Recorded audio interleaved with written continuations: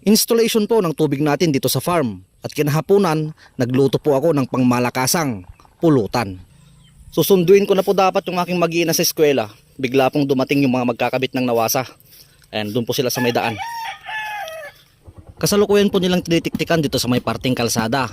Nakiusap din po ako dito sa may kalapit na bahay para makikonnect po saglit ng kuryente para po sa mga power tools na kanilang gagamitin na pangbakbak po sana dito sa konkretong kalsada.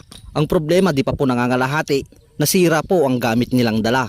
Pero syempre kahit na po ganun, nagbigay pa rin po tayo ng kaunting pangmerienda. Ang trabaho medyo napatagal dahil ang paggawa nila ay mano-mano na. At pagbalik ko nga ay tapos na nila, nayabang na rin nila ang hose papunta sa ating kubo mula dito sa kalsada.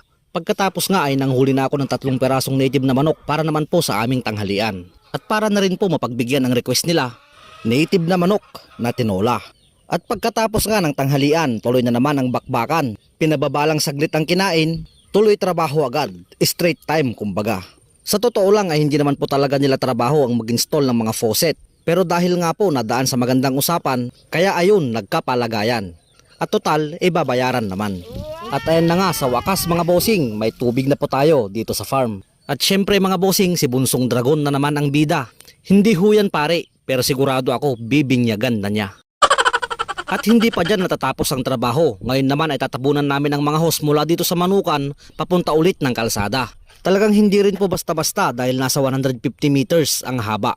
At syempre mga bossing, tiyagaan lang talaga. Hindi po namin natabunan lahat.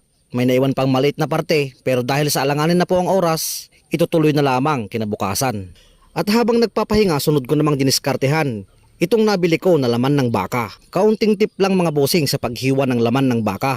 Lagi pong hiwain ito pasalungat sa kanyang hibla.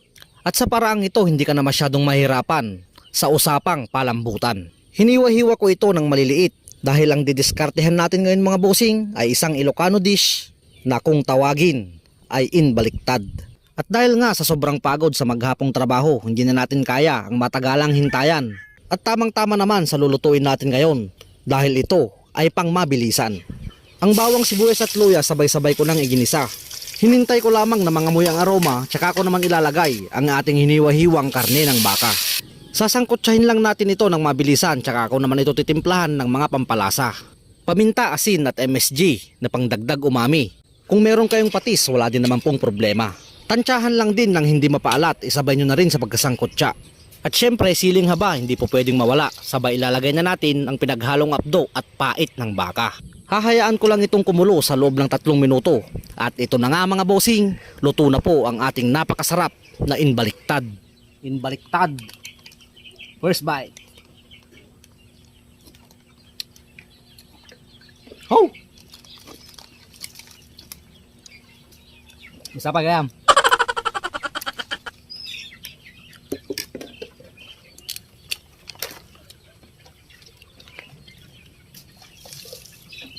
Quality.